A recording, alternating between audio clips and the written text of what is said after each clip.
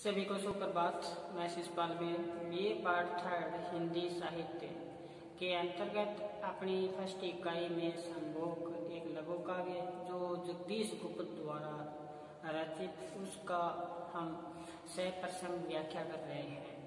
तो गत वीडियो में हमने जाना कि ब्राह्मण का बेटा अकाल मृत्यु को प्राप्त होता है और राम दरबार में जब ब्राह्मण जीतता हुआ आता है और राम दरबार में शहनाइयों का नाद उस शहनाइयों को चीरती हुई एक रुदन आवाज वहां उपस्थित होती है। ऐसी आवाज जो दरवाजों को चीरती हुई उस राम राज्य में पूरी तरह भयानक स्थिति में फैल चुकी है। कहते हैं ना, एक पंक्ति आई थी कि अमृत में विष घोलता है कौन। अमृत रूपी वहां बारिश हो रही थी, उस बारिश में कहते हैं विष बरसता है, ऐसा महसूस हुआ। फिर ऐसा होने के बाद में वहां पर विराजमान सभा राम राज्य की आपस में चर्चा करने लगे।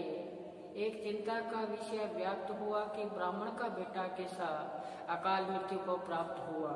तो जब ऐसी स्थिति आई तो पहले सभा में शोर मचना शुरू हुआ। राम तक अभी तक उसकी सूचना नहीं है। जब ऐसा आर्त सवर हुआ तो धीरे धीरे ये रुदन का जो स्वर था ये तेज होने लगा। उसके आगे क्या हुआ कि एक बोला, विप्रभ पुत्र अकाल ही मर जाए, इससे बड़ी कौन विपत्ति। सभा में विराजमान एक व्यक्ति उठा और बोला कि अचानक ऐसी ब्राह्मण का बेटा अकाल मृत्यु को प्राप्त हो जाए तो इससे बड़ी परेशानी या विपत्ति या आपदा कौन सी आ सकती है। दूसरे ने क्या कहा था कि विधाता की सूचना पर है, ये तो विधाता ने हमें सूचना दी है, आगामी आने वाला महाविनाश तो लेके आएगा। देखो आपस में ये चर्चा हो रही है सभा में। जो वहां पे मंगलाचरण गीत गाया जा रहे थे, शहनाइयों का नाद हो रहा था। अब चर्चा यूं हो रही है कि अकाल मृत्यु प्राप्त हुई है ब्राह्मण के बालक की। तो बताया कि ये तो विधाता की क्या है, सूचना पर है, आने वाला समय है, भविष्य है, वो तो क्या होगा, भयानक होगा, उसकी स्थिति का आकलन नहीं कर सकते। और फिर बताया कि देश पर अतिशीघ्र आएगी महा आपत्ति। फिर आगे तीसरा क्या कहने लगा, तीसरा कहने लगा कि होगा तभी संतोष जान ले लोग कि राम का क्या दोष। सभी राम पर दोष लगा रहे थे कि राम राज्य में ऐसा हुआ, राजा ने कोई ऐसा अधर्म किया है, कोई ऐसा पाप किए हैं जो इस राज्य में ऐसा संकट आया है कि ब्राह्मण का बेटा अकाल मृत्यु को प्राप्त हुआ है। तो तीसरे ने कहा कि अभी हमें संतोष नहीं होगा जब तक हम इस मूल कारण को हम जान लेंगे कि ब्राह्मण का बेटा कैसे अकाल को प्राप्त हुआ, अकाल मृत्यु को प्राप्त हुआ। चौथा उठा और बोलने लगा। चौथा अचानक वहां से उठा और क्या कहने लगा कि बोला, मरना और जीना भाग्य के अधीन। मरना और जीना किसके अधीन है, भाग्य के अधीन है। और व्यर्थ है बकवास। कहते हैं हम सब यहाँ बैठे बकवास कर रहे हैं, ये तो भाग्य के अधीन है, जो भाग्य में लिखा के लाए हैं वैसा ही होगा। इसने तो तुलसीदास जी की पंक्ति कह दी। कहते ना, पहले बने प्रारब्ध पाछा बनिया शरीर, तुलसी असर है मन में धारे न धीर। कहते हैं प्रारब्ध लिखा के लाते हैं, जैसे हम बनना है वैसे ही बन पाएंगे। कहते हैं हम मन में धीर नहीं धारण करते, हाय हाय लगा रखी है। तभी इसने ये कहा है कि ये तो जीना मरना किसके हाथ में है, भाग्य के विधाता के हाथ में है। और फिर इसी बात पे संतुष्ट नहीं हुई सभा। तो एक ने कहा कि क्या क्या कहा, पर न माने तीन उपलिखित बातों पर किसी ने क्या नहीं किया, विश्वास नहीं किया। फिर क्या बताया, ऐसी स्थिति में जब राम तक ये सूचना मिली, राम में चिंतित है। किसके द्वारा सूचना मिली, मंत्रियों के द्वारा। तो यहाँ पे बताया गया है कि जब तक प्रजा में असंतोष व्याप्त न हो, प्रजा दुखी हो, प्रजा एक स्वर में आके रुदन न करे, तब तक राजा का ध्यान प्रजा की ओर जा ही नहीं सकता। यहाँ जगदीश गुप्त जी द्वारा ये बताया है कि जब जनता में कितनी ही क्या आ जाए, महाविपत्ति आ जाए, और जनता में हाहाकार की स्थिति मच गई, लेकिन राजा सचेत नहीं होता। जब तक उस राजा तक कोई मंत्री या उनके जो सैनिक है वो नहीं बताते। तो आया था ना इसमें कि राम नहीं आए सबके सामने, राम अभी तक सभा के सामने आके उनको संतोषपूर्ण जवाब नहीं दिया कि ब्राह्मण का बेटा अकाल मृत्यु कैसे प्राप्त हुआ। तो यहाँ तक हुआ। तब अब राजा के पास, राम के पास समाचार गया। राम चिंतित है, राम भी इस शंका का निवारण नहीं कर पाया कि इतनी महाविपत्ति, इतनी महापरेशानी कैसे आ गई अपने राज्य में। तब क्या हुआ कि राम के गुरु वशिष्ठ जी को बुलाया गया, उनको संदेश दिया गया कि अपने शिष्य राम अब संकट में है, उनका निवारण किया जाए। तो वहाँ जब वशिष्ठ जी को ये अवगत होता है कि मेरा शिष्य अब परेशानी में है, अब उसका निवारण करें, तो अपने कुटिया में वो विराजमान थे। यहाँ अब हम शुरू करते हैं आगामी। सुनो क्या कहते हैं। निज कुटी में लगे करने जब वशिष्ठ जी प्रयाण, निज कुटी से लगे करने जब वशिष्ठ जी प्रयाण, मार्ग में मिल गए नारद, मार्ग में और मिल गए नारद और बोले राम का होगा नहीं कल्याण, नहीं जीवित हो सकेगा। विप्रभ सुत मेरे प्राण, वे महाकटु शब्द, वे महाकटु शब्द गुरु के मृत्यु हृदय में लगे जैसे बाण। फिर आगे देखो क्या बताया। वशिष्ठ जी क्या कहते हैं, क्यों नहीं होगा कल्याण, क्यों नहीं कल्याण होगा, क्यों नहीं सुत मृत सुत का प्राण होगा। बोलिए ऋषि राज किस लिए इस बांति करने करता हमें पधारे आज। क्या सचिवती इंद्र निश्चित, क्या किसी ने भूमि से ऊपर उठाकर हाथ तोड़ा कल्पतरु का वृत्त। फिर आगे देखो क्या कहा नारद ने। नारद कहते हैं आपने सच ही कहा गुरुदेव, आपने सच ही कहा गुरुदेव, है नहीं इसमें तनिक अवरे मिले, लगता है नियति का त्रास, आपको भी दे गया आभास। वशिष्ठ जी क्या कहते हैं, नहीं नारद नहीं, मुझको नहीं कुछ ज्ञात, कहो मुझसे स्पष्ट कहनी है तुम्हें जो बात। नारद जी क्या कहते हैं, कर रहा तब सुंदर कोई, अधोमुख दंडक गहन में, स्वर्ग का सुख लूटने की लालसा को लिए मन में, चाहता एक दिव्य कृपाण, किंतु जाएंगे उसी के प्राण। वशिष्ठ जी क्या कहते हैं, विप्रभ मृत्यु से इसका क्या संबंध, देवर रहते सदा क्या स्वर्ग के अंत। यहाँ तक हम आज इनकी चर्चा करेंगे, प्रसंग व्याख्या करेंगे। तो ध्यान से सुनो आप कि जैसे ही राम के गुरु वशिष्ठ जी को ज्ञात हुआ कि राम की जो प्रजा है वो दुखी है कि ब्राह्मण का बेटा अकाल मृत्यु को प्राप्त हुआ है।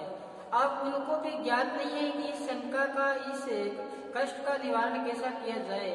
तो वशिष्ठ जी अपनी कुटिया से आया है ना, निज कुटी में लगे करने वशिष्ठ जी प्रयाण, अपनी कुटी से ही वो क्या करने लगे, बाहर आने लगे। प्रयाण का मतलब आता है जाना। तो कहते हैं कि जब वो अपनी कुटिया से बाहर आने लगे, मार्ग में मिल गए नारद। जैसे ही वो अयोध्या नगरी आते हैं, रास्ते में कौन मिल जाते हैं, नारद जी मिल जाते हैं। और बोले, क्या बोलते हैं नारद जी, अब नहीं होगा राम का कल्याण। देखो आते ही एक शब्द बोला नारद जी ने कि अब क्या नहीं होगा, राम का कल्याण नहीं होगा। देखो कि ये नारद है, ये स्वर्ग लोक में रहता है जहाँ इंद्र रहता है, तो ये वहां से आया है, ऐसी सूचना दी है।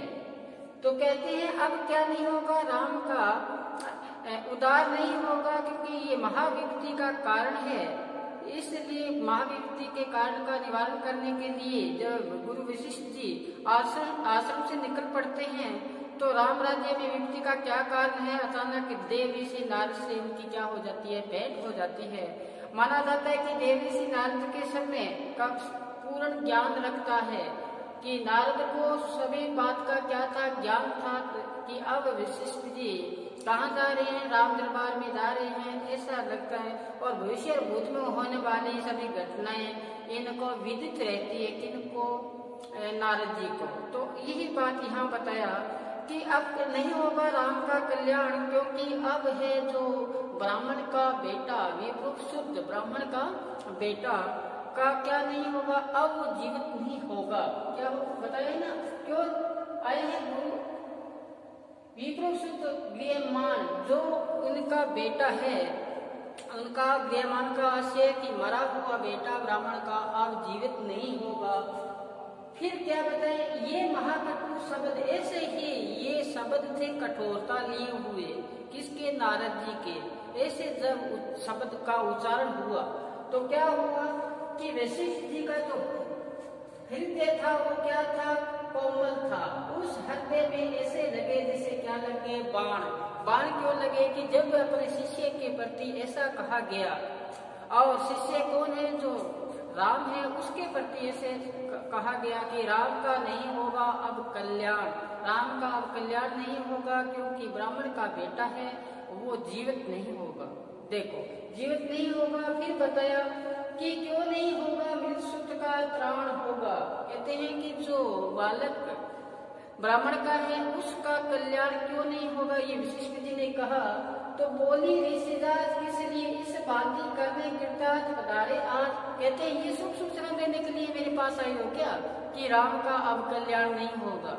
क्या आप यहाँ मेरे पास आए हो, बीच में आप मार्ग में मेरे को ये सूचना दी है, और अचानक आप मेरे सामने उपस्थित हुए, और ऐसी जो आपने सूचना दी है जिससे मेरा कोमल हृदय है उसको ऐसा लगा, बाण लगा है, ऐसी सूचना देने के लिए आप मेरे पास आए हो। क्या मेरे को प्रत्यास्थ करने आए हो, पधारे हो आज, ये है मेरे को क्या करने आए हो, प्रत्यास्थ करने आप मेरे पास आए हो।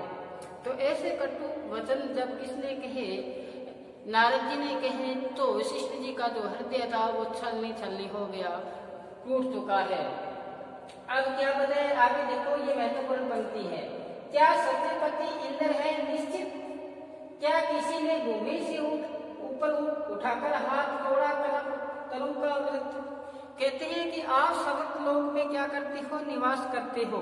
क्या करते हो, निवास करते हो, और वहां पे स्वर्ग लोक में निवास करते हो, उसमें वहां जो सच्ची का जो पति है इंद्र, क्या वो खुश है क्या स्वर्ग लोक में। ध्यान से सुनना, नारद जी को वशिष्ठ जी ने कहा कि आपका जो सच्ची पति है, सच्ची का जो पति इंद्र है, वो कहाँ निवास करता है, स्वर्ग में निवास करता है, और वहां स्वर्ग में शांति है क्या, जो आप बीच रास्ते में मेरे को आके मिले हो। और देखो कि ये देवगण है, ये भी क्या थे, भोगविलासा में लिप्त थे। इनका पतन का कारण ही क्या बना है, भोगविलासा में लिप्त होना, विषय विकारों के ये क्या थे, आशिक थे, इसलिए इनका क्या हुआ, पतन हुआ। ये ही वशिष्ठ जी अपने मुख से यहाँ उच्चारण कर रहे हैं।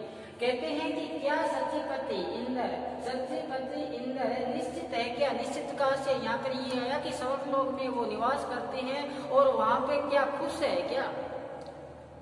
तो आप मेरे पास बीच रास्ते में आके मेरे को ऐसी सूचना दी है, भयानक सूचना दी है कि अब नहीं होगा राम का कल्याण। तो क्या बताया, क्या किसी ने भूमि से ऊपर उठाकर हाथ तोड़ा है कल्पतरू का वृक्ष। क्या कोई ऐसा भी है क्या जो इंद्र का सिंहासन है, उसको सिंहासन को क्या कर रहा है, हिलाने की कोई चेष्टा कर रहा है। आया है ना यहाँ पर, क्या किसी ने भूमि से ऊपर उठाकर हाथ, किसी ने अपना ऊंचा हाथ उठाकर कल्पतरू का कोई फल तोड़ा है क्या। कल्पतरू कहाँ पनपता है, ये पनपता है स्वर्ग लोक में। कहते हैं उस स्वर्ग लोक में ये जो कल्पतरू था उसको किसी ने फल तोड़ने की इच्छा की है क्या। कहने का भाव ये कि स्वर्ग लोक में भी आपस में क्या प्रतिद्वंदता है क्या, वहां भी क्या किसी को नुकसान पहुंचाने या किसी को नीचा दिखाने की प्रवृत्ति फिर जाग गई है क्या। ये क्या किसने कहा, वशिष्ठ जी ने। कहते हैं कि कल्पतरू का जो पेड़ है, जहाँ जिससे मन इच्छाएं पूर्ण होती है, उसको तोड़ने की किसी ने कल्पना की है क्या। यानी कि जो सचिपति इंद्र है, उनका जो सिंहासन है कहाँ पे है, स्वर्ग लोक में। उन सिंहासन को कहीं ना कहीं खतरा है क्या। देखो देवगण है, उन पे भी क्या कर दिया वशिष्ठ जी ने, यहाँ पे व्यंग्य किया है, एक व्यंग्य के माध्यम से। क्योंकि मैं आपको बताया था मैंने, कामायनी विजयशंकर प्रसाद जी ने बताते हैं कि देवगण का जो विनाश हुआ है ये भोग विलासावर्ती के कारण, ये भोगविलासा में क्या थे, लिप्त थे, इसलिए इनका क्या हुआ, विनाश हुआ। तभी ये बात आई है कि क्या किसी ने भूमि से ऊपर उठाकर हाथ कलप का क्या तोड़ा है, आया ना, वृत्त का से फल तोड़ा है क्या किसी ने। तो आप इस प्रकार से मेरे पास आए हो। फिर देखो ये बातें यहाँ तक हुई, किसके साथ हुई है, नारद जी के साथ। अब फिर आगे क्या बताया नारद जी ने, नारद जी कहते हैं आपने सच ही कहा गुरुदेव, कहते हैं गुरु आपने जो बातें कही है कि सच्ची पति इंद्र का जो सिंहासन है वो सिंहासन हिलना शुरू हो गया है, क्योंकि उसमें भी क्या कहीं ना कहीं हलचल आई है, तभी तो मैं बीच में आके आपको ऐसा संदेश दिया है कि राम का नहीं होगा कल्याण। तो क्या कहा, सच कहा। नारद जी कहते हैं आपने सच ही कहा गुरुदेव, नहीं है इसमें तनिक अवरेक, कहते हैं इसमें बिल्कुल ही क्या नहीं है, संदेह नहीं है इसमें, क्या कि आया है कि नहीं है इसमें तनिक अवरेक, नहीं है इसमें तनिक अवरेक, इसमें बिल्कुल ही कोई संदेश नहीं लगता, मिलने लगता नीति का त्रास। मुझे ऐसा लगता है कि ऐसा भाग्य में कोई घटना घटित हुई है, आपको दे गया आभास, जो बातें आपने कही है, इसलिए मेरे को ऐसा लगता है, नारद जी ने कहा कि आपको कोई चीज को आभास हो चुका है, प्रतीत हो चुका है, ऐसा लगा। देखो आगे नारद जी ने कहा कि गुरुदेव आपने जो बात कही वो सही कही, आपने क्या बात कही है, सही कही है, क्योंकि जो इंद्र का सिंहासन है, इंद्र का जो स्वर्ग में सिंहासन है, उसमें कहीं न कहीं क्या आ रही है, परेशानी आ रही है, इसलिए तो अकाल मृत्यु प्राप्त हुई है किसकी, ब्राह्मण के बेटे की। तो तभी ये बात यहाँ बताई है। आगे वशिष्ठ जी क्या कहते हैं, देखो वशिष्ठ जी कहते हैं नहीं नारद नहीं, मुझको नहीं है कुछ ज्ञात, कहते आप तो बातें उलझा के कह रहे हो नारद जी, मेरे को इस बात का ऋषि जी ध्यान नहीं है कि आप क्या कहना चाहते हो। तो क्या कहा, कहो मुझसे स्पष्ट कहनी है तुम्हें जो बात, कहते हैं कि मुझे आप बताओ जो आपने जो बातें कहनी है ना, स्पष्ट बात बताओ, मेरी समझ में नहीं आ रही। ये कौन कह रहे हैं, वशिष्ठ जी। तो यहाँ तो बताया कि आपको, मेरे को तो ये लगता है कि आपको आभास हो गया, प्रतीत हो गया कि ये घटना हुई है, कैसी हुई है, लेकिन यहाँ वशिष्ठ जी अपने आप को अनजान, वास्तव में अनजान है, उनको पता नहीं है कि ऐसी कौन सी घटना घटित हुई। तो यहाँ पे नारद जी कहते हैं कि आपको आवाज तो हो चुका है, लेकिन वशिष्ठ जी कहते हैं मेरे को आवाज नहीं हुआ अभी तक, मुझको नहीं है कुछ ज्ञात, मुझे कुछ ज्ञात नहीं है इनके बारे में कि ब्राह्मण का बेटा राम राज्य में अकाल मृत्यु को कैसे प्राप्त हुआ।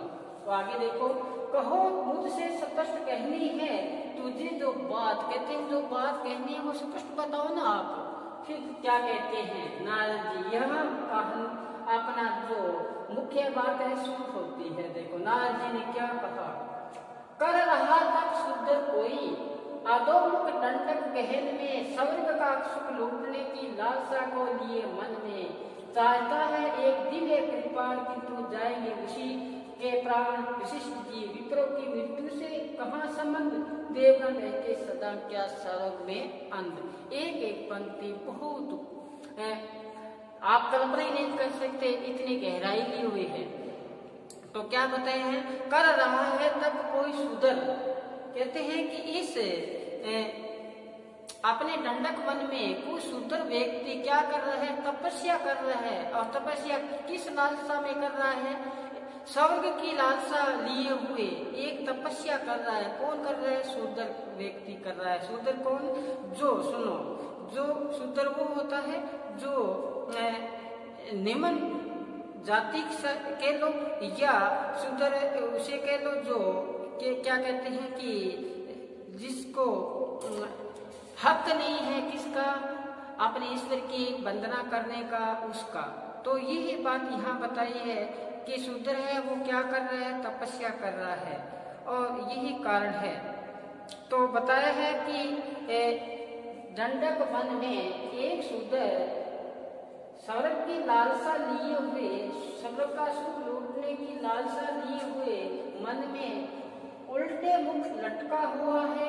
दंडक गहन में, एक दंडक वन में, एक गुफा में लटका हुआ है। किसकी लालसा लिए हुए है, स्वर्ग की लालसा लिए हुए है। चाहता है एक दिव्य कृपाण, उसको एक ऐसी दिव्य कृपाण चाहिए ऐसी, जिससे पूरी की पूरी क्या हो, स्वर्ग में उसकी क्या सत्ता स्थापित हो जाए। तो क्या बताया चाहता है एक दिव्य कृपाल किंतु जाए नहीं उसी के प्राण। कहते हैं कि वो तो लालसा लिए बैठा है एक शूद्र व्यक्ति, लेकिन उसी की क्या जाएगी, उसी तलवार से उसके प्राण जाएंगे। ये बात कही है नारद जी ने। देखो एक जो निमन व्यक्ति है, शूद्र है, उसको ऐसी बातें कहना अशोभनीय का यहाँ प्रतीक है कि शूद्र का तपस्या में लीन होना अत्यधिक सुख विलास की कारण बनता है। ये इस पे प्रकाश डाला है। तो इसी प्रकार इसमें बताया है कवि ने कि कोई ऐसा तपस्या वहां पर कर रहा है जो उसकी क्या कारण बना है, उस ब्राह्मण के बेटे का अकाल मृत्यु का कारण बना है, इसमें ये बताया है। तो आगे क्या बताया है कवि ने, देखो आगे देखो, फिर बताते हैं वशिष्ठ जी। वशिष्ठ जी को अभी तक इस बात का ज्ञान नहीं हुआ।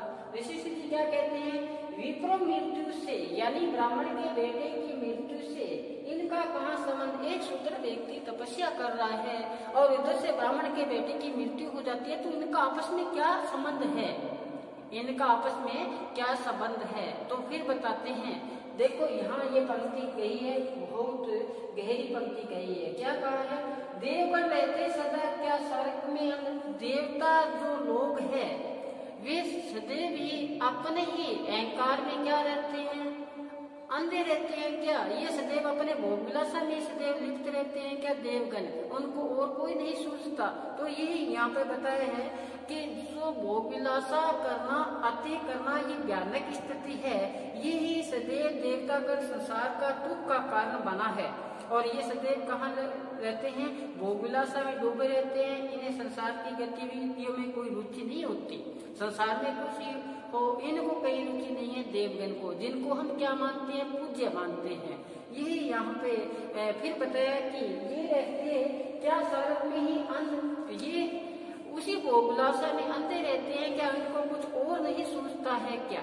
ये यहाँ तक बताया। देखो दोबारा सुनो सारांश के रूप में कि जैसे ही अपने यहाँ वशिष्ठ जी अपने कुटिया से बाहर निकलते हैं तो रास्ते में कौन मिल जाते हैं, नारद जी मिल जाते हैं और बोलते हैं, क्या कहते हैं, सीधा सा शब्द बोला कि राम का अब नहीं होगा कल्याण, राम का कल्याण नहीं होगा, अब जीवित हो नहीं जीवित हो सकेगा विप्रसुत मेरी प्राण। कहते हैं कि ब्राह्मण का बेटा अब जो मरा हुआ है वो जीवित नहीं हो सकेगा। ऐसे जब शब्द कहे नारद के द्वारा तो ये महाकटु शब्द थे।